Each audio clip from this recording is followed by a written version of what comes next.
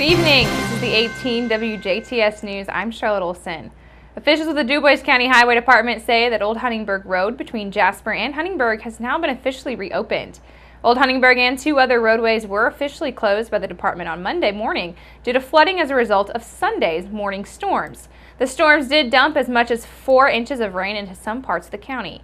So once again, officials with the DuBois County Highway Department say that Old Huntingburg Road between Jasper and Huntingburg has officially reopened.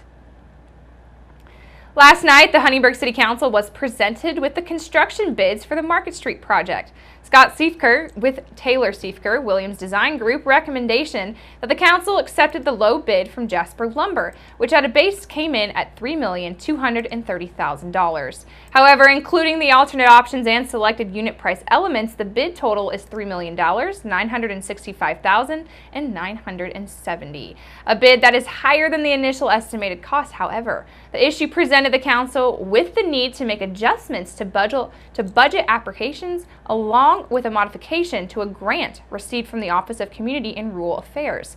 Jasper Lumber was awarded the contract based on a unanimous vote from council.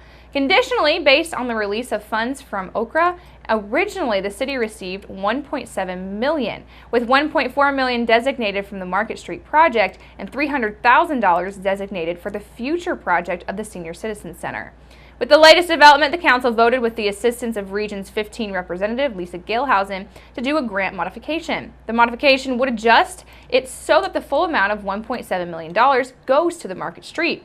This process will require a public hearing, and once the project is complete, the city would be able to apply for up to $500,000 from the Public Facilities Fund for the future planned Senior Citizen Center. The public hearing will be at the next City Council meeting on August the 8th.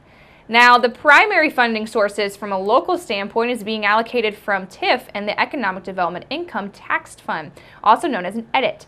Originally, there was $1 million committed from the TIF and $250,000 committed from EDIT. But due to the high-low bid, the council voted to allocate additional funds. As Huntingburg Mayor Denny Spinner explains, EDIT is in good shape. Now, the EDIT fund, as it stands right now, as of the end of the month, has a balance of $1.8 million. And the amount that we're looking to put totally towards this project will keep a balance in that fund of over $800,000 when it's all said and done. Plus, over the next 18 months, there'll be additional funds coming in. So the amount committed this evening is basically what we would anticipate in revenue over the next 18 months. So 18 months from now, Market Street Park will be a completed project, and the EDIT balance will be back at the level it was when we started it. The amount from EDIT will increase to $1 million, but over 18 months is a monthly distribution rate. The state could put an estimated $700,000 back into it, effectively replenishing itself back into square one. TIF will see an increase of committed funds of more than $1.3 million, and the DuBois County Community Foundation also put funds into the project, and originally to the sum of more than $286,000, which now has been increased to $400,000. Some of these locally committed funds have already been spent on soft costs for the project so far, to the amount of around $300,000. Mayor Spinner thanked the council for understanding the importance that this project has for the city of Huntingburg as a whole. It was mentioned that this is probably the signature stellar project for the city of Huntingburg is the Market Street Park.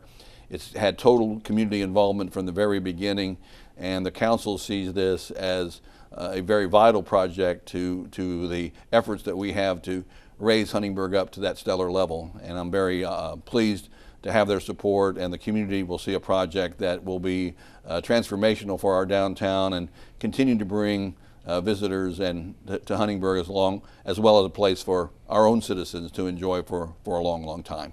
The EDIT allocation will need a public hearing, which will also take place at the next council meeting, again happening on August the 8th at 7 p.m. The Sixers Innovation Lab, crafted by Kimball Office, a unit of Jasper-based Kimball International, officially opened the doors to its 8,000 square foot workplace located in Philadelphia. Kimball Office co-founded the lab in part to better study the changing work patterns and emerging challenges of high-growth, fast-paced work environments. And in a release, Kimball Office Director of Marketing, Wendy Murray, says that the rapid pace of change is compounding workplace challenges related to density, privacy, space optimization, and general productivity in the workplace. She says that the real-time data from the lab will enable them to make faster decisions as they work toward integrating technology and intelligence into their brand's portfolio. The Innovation Lab is intended to incorporate and accelerate the development of new businesses. Since the lab's announcement last spring, they have received hundreds of applications from across the world. Last week, they announced the inaugural companies who will be selected to join the lab. Kimball Office and the Sixers both receive a small equity portions in the hatched companies, and they plan to expand the number of companies participating in the lab over the next few months. Mike Wagner is president of Kimball Office, and he says that the partnership with the Sixers and their joint creation of this lab epitomizes the thought leadership and genuine innovation that is fueling the success of Kimball Office. Wagner says that they couldn't ask for a better place to host prospective clients and to showcase their latest in-product innovations and provide a real-life view of how Kimball Office researches and improves workplace performance, and also a place to enhance corporate culture. Springs Valley Bank and Trust Company recently invested in a fund with SynCare and the IBA Service Corporation. SynCare is a community development financial institution that offers equity and loan packages. Springs Valley was presented a photo collage commemorating residents of communities assisted by this fund. Throughout the state of Indiana, this fund will support 6 new apartment developments for a total of 475 safe, quality, and affordable housing units for lower-income residents. These units will serve families, special need residents, as well as seniors. Springs Valley is excited for the opportunity to continue serving our Indiana communities. In 2015 and 2016, the General Assembly passed legislation to responsibly regulate the manufacturing of e-liquids, which are used in vaping products. District 48 State Senator Mark Messmer of Jasper says that their intent was to protect public health and safety in the absence of federal guidance on e-liquid products, which has since been implemented. Messmer says, however, Indiana's regulations had an unintended consequence of creating an unfair marketplace for many manufacturers. During the 2017 session, lawmakers passed Senate Enrolled Act 1, which rolls back these burdensome regulations while still ensuring products are manufactured safely. This new law requires e-liquid manufacturers to comply with federal laws for tobacco product manufacturing, registration, and product labeling. Senate Enrolled Act 1 also eliminates many of the state-level requirements that shut down manufacturers out of the growing industry, including security specifications and filings with the Alcohol and Tobacco Commission. Messmer says the new law still requires manufacturers and retailers to comply with basic safety and responsibility requirements, like using child-proof caps and tamper-evident packaging, including also addictiveness warning labels, and verifying the age of those purchasing each e-liquid product. Consumer safety is of the utmost importance to lawmakers, and that was the reason the General Assembly first established e-liquid regulations. This new law will level the playing field for e-liquid manufacturers and create more competition while also providing sensible regulations to ensure these products are safe. As always, please feel free to contact Messmer's office directly with your questions and concerns by email at senator.messmer@iga.in.gov or by phone at 800-382-9467.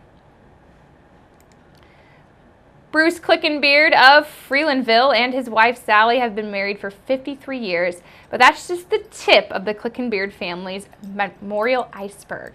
Bruce and his 7 siblings have together racked up a combined 448 years of marriage and counting. 7 of their 8 siblings either have been or were married for more than half a century. That includes a sister who died in 2013 after 63 years of matrimony. Bill Clickenbeard has been married for 59 years, but he and his wife, Karen, have always worked out any differences that they've ever had. He says their marriage is a lot of give and take and a lot of love. And make sure you keep it right here, because up next, take a look at your weather summary.